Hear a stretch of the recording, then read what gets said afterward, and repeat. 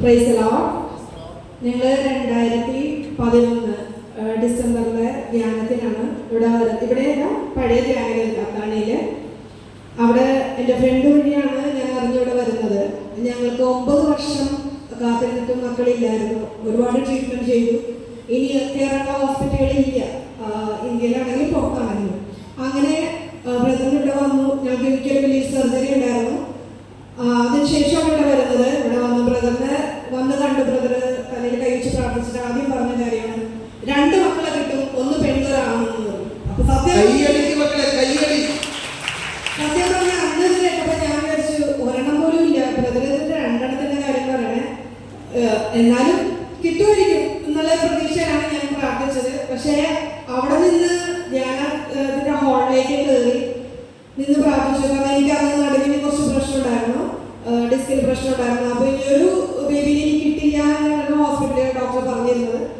അതിനുശേഷം ഇവിടെ വന്ന് ബ്രദറിന്റെ ഇവിടുത്തെ പ്രാർത്ഥനയില് ധൈര്യം ഞങ്ങൾക്ക് തന്നു. ബ്രദർ പറഞ്ഞത് 6 മാസത്തിനുള്ളിൽ നിങ്ങൾക്കൊരു കുഞ്ഞിനെ കിട്ടുന്നു. അപ്പോൾ 6 മാസം ഡോക്ടർ പറഞ്ഞു ഇങ്ങനെ തന്നെയാണ്.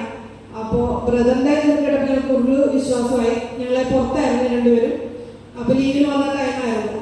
ഞങ്ങൾ തിരിച്ചു പോകുമ്പോൾ ബ്രദറിന് അറിയാം മാതാവിനെ ഞാൻ ഇവിടെ കൊണ്ടുവന്നു. ബ്രദറിൻ്റെ അടുത്ത് ഹസ്ബൻഡ് നേരത്തെ പോയി. ഞാൻ അതിനുശേഷം ബ്രദർ ഇവിടെ വന്ന് മാതാവിനെ കൊണ്ടുവന്നു, പ്ലസ് ചെയ്യിപ്പിച്ച് ഞാൻ ആ മാതാവിനെ കൊണ്ട് പോയി. ഞങ്ങൾ റൂമിൽ വെച്ചു.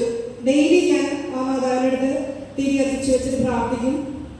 അങ്ങനെ 6 മാസം കറക്റ്റ് ബ്രദർ എന്ന് പറഞ്ഞ കാര്യമുണ്ട് ഹസ്ബൻഡിനോട്. വല്ലപ്പോഴേ കുടിക്കുള്ളൂ, സ്മോക്കിംഗ് ഇല്ല, പക്ഷേ നീ മദ്യപാനം അത് കൈകൊണ്ട് തുടരരുത്, അത് പൂർണ്ണമായിട്ടും ഉപേക്ഷിക്കണമെന്ന് ഒരുപാട് സാക്രിഫൈസ് ചെയ്തു. അന്നുണ്ടായിരുന്ന ബ്രദർമാർക്കും ഇവിടെയുള്ള പ്രേക്ഷകർക്കും ഒക്കെ അറിയാം. അന്ന് ഒരാഴ്ച നിന്ന ധ്യാനത്തിന് പുള്ളിനെ നിർത്താനുള്ള പാട്. കാരണം അതിന് മാത്രം ഞങ്ങൾക്ക് കുറെ പരീക്ഷണങ്ങളുണ്ടായിരുന്നു. എന്നിരുന്നാലും 6 മാസം കറക്റ്റ് ബ്രദർ 6 മാസം ഞാൻ ക്യാരിങ് ആയി. അങ്ങനെ പിന്നെ ഉണ്ടായിരുന്ന പ്രശ്നങ്ങൾ അങ്ങനെ കിട്ടിയ മോള് ആഫ്റ്റർ 2 ഇയേഴ്സ് 2 വർഷത്തിന് ശേഷം ഞങ്ങൾക്കൊരു മോനെ അന്വേഷിച്ചു. അത് ഈ 2 മക്കളും ഞാനിവിടെ വരുമ്പോഴൊക്കെ സാക്ഷ്യം വരാറുണ്ട്. കുറെ പേർക്ക് അറിയാന്.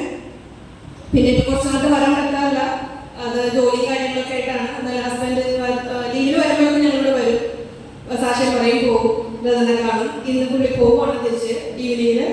അതിന് മുന്നേ ഇവിടെ ഞങ്ങൾ കഴിഞ്ഞ ആഴ്ച വന്നിട്ട് കാണാൻ പറ്റിയില്ല ബ്രദറിനെ. അപ്പോൾ ഈ സാക്ഷ്യം പറയാനും ബ്രദറിനെ കാണാനും ഈ മാതാവിനോട് ഞങ്ങൾക്ക് നന്ദി പറയാം. ഇവിടെ വന്നിട്ട് പോകുമ്പോൾ ഒരു വിശ്വാസമുണ്ട് നമുക്ക്.